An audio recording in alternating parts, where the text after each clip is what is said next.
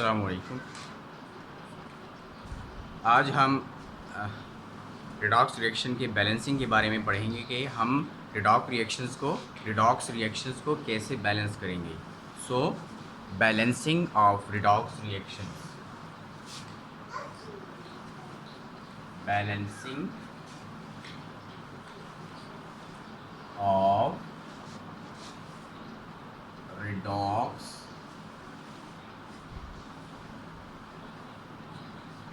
Reactions. Redox reactions को हम मुख्तलिफ़ तरीक़ों से बैलेंस कर सकते हैं, लेकिन दो मेथड्स काफ़ी ज़्यादा अहम हैं। उसमें से पहला मेथड है that is redox reaction, balancing of redox reactions by oxidation number method. पहला मेथड है balancing of redox reaction by oxidation number method. रिडॉक्स रिएक्शंस को बैलेंस करने का पहला मेथड जो है वो है balancing of redox reactions by oxidation number method. Oxidation number के ज़रिए हम रिडॉक्स रिएक्शन को बैलेंस करेंगे।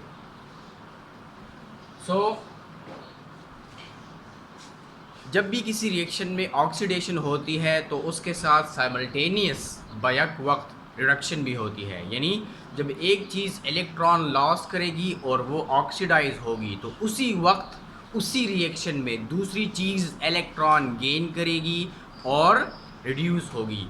तो रिडॉक्स रिएक्शंस में ऑक्सीडेशन और रिडक्शन का जो अमल है, जो तरीक़ा है, वो बिल्कुल साइमल्टेनियस है, यानी oxidation and reduction are simultaneous methods.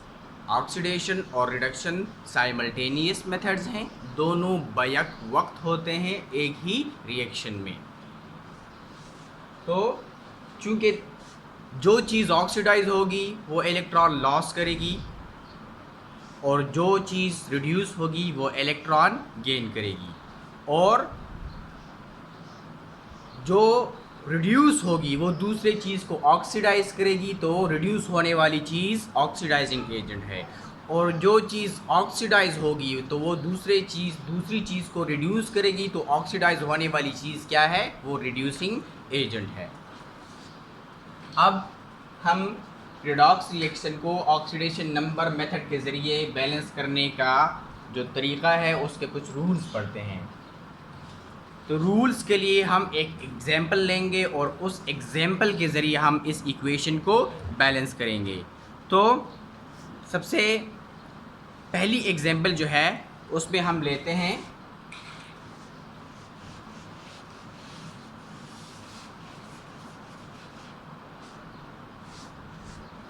कि जिंक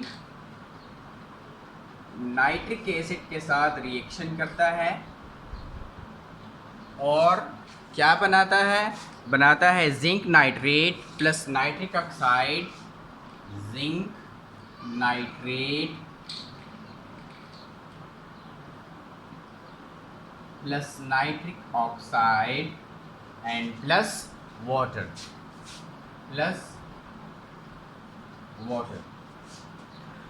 ये रिएक्शन अभी बैलेंस नहीं है, लेकिन इस रिएक्शन को हमने बैलेंस करना है ऑक्सीडेशन नंबर मेथड के ज़रिए।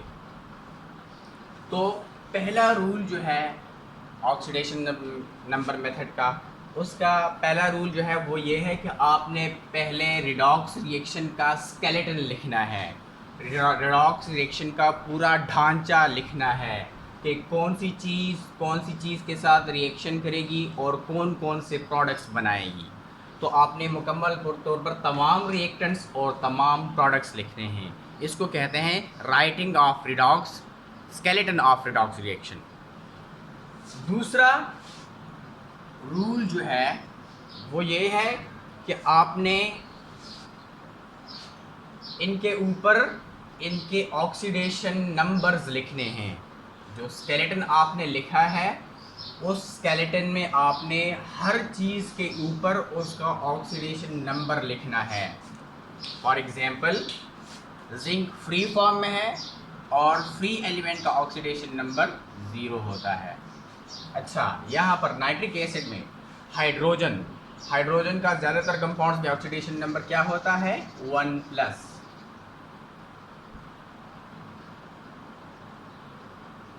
ऑक्सीजन का एक ऑक्सीजन का 2- तो 3 ऑक्सीजन के 6-, तो 6- एंड 1+, 6- एंड 1+, क्या आ गया?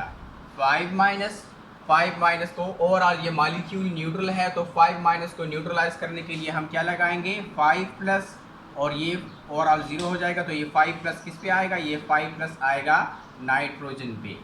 तो यहाँ पर ना जिंक का ऑक्सीडेशन नंबर 0, हाइड्रोजन का ऑक्सीडेशन नंबर 1+, नाइट्रोजन का 5+, और ऑक्सीजन के 6-। तो 1+ एंड 5+, 6+ और 6- ओवरऑल 0 हो गया। तो ये मॉलिक्यूल ओवरऑल 0 चार्ज का आ गया। अब यहाँ पर नाइट्रेट, कितने नाइट्रेट हैं? 2। तो एक नाइट्रेट पे 1- चार्ज है, इसको हम सिर्फ माइनस भी लिख सकते हैं। अब तो एक नाइट्रेट पे 1- है, तो 2 नाइट्रेट पे कितने होंगे? 2-। ओवरऑल मॉलिक्यूल न्यूट्रल है, तो 2- को न्यूट्रलाइज करने के लिए जिंक पे क्या ऑक्सीडेशन नंबर आएगा? 2+। तो 2- एंड 2+, ओवरऑल मॉलिक्यूल 0 चार्ज का हो गया। इसी तरह एक ऑक्सीजन पे 2-, तो इसको न्यूट्रलाइज करने के लिए एक नाइट्रोजन पर क्या आ गया? 2+। अच्छा, अब यहाँ पर एक हाइड्रोजन का अपने कंपाउंड्स में 1+ होता है, तो 2 हाइड्रोजन के कितने होंगे? 2+, और ऑक्सीजन का एक ऑक्सीजन का 2-।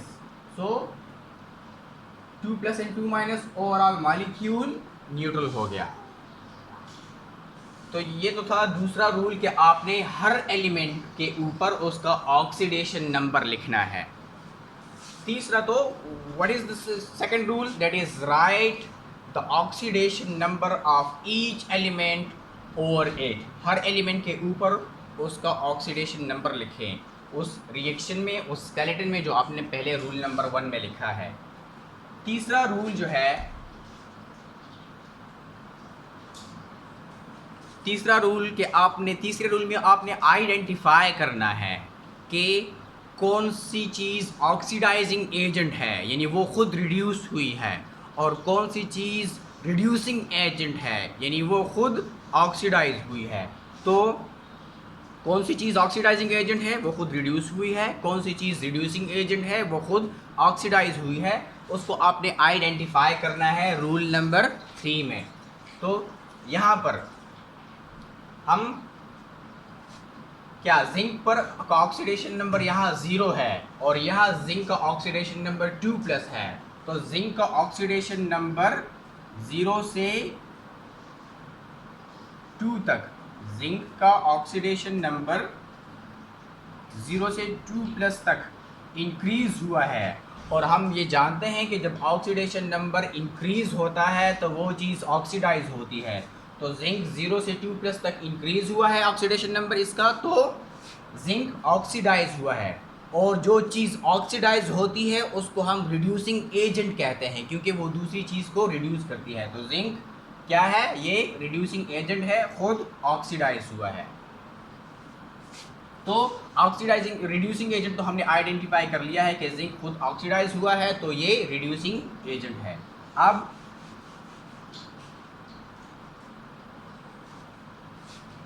हाइड्रोजन का ऑक्सीडेशन नंबर यहाँ भी +1 है, और यहाँ पर 2 हाइड्रोजन के 2+, तो एक हाइड्रोजन का 1+, तो यहाँ भी हाइड्रोजन का 1+ आ गया एक हाइड्रोजन पर, और यहाँ 2 हाइड्रोजन पर 2+, तो यहाँ भी एक हाइड्रोजन पर 1+ आ गया। तो हाइड्रोजन का ऑक्सीडेशन नंबर चेंज नहीं हुआ, मतलब ये है कि ये ऑक्सीडाइज या रिड्यूस नहीं हुआ।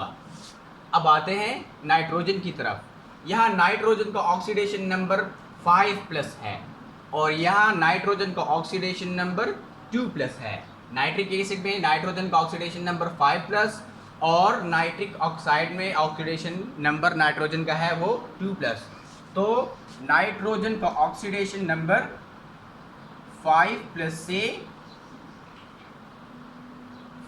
से 2+ तक डिक्रीज हुआ है।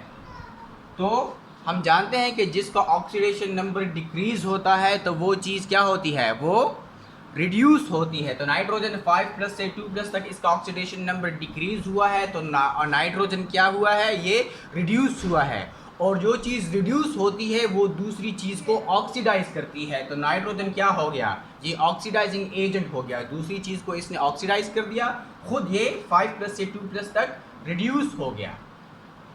अब बारी आती है ऑक्सीजन की।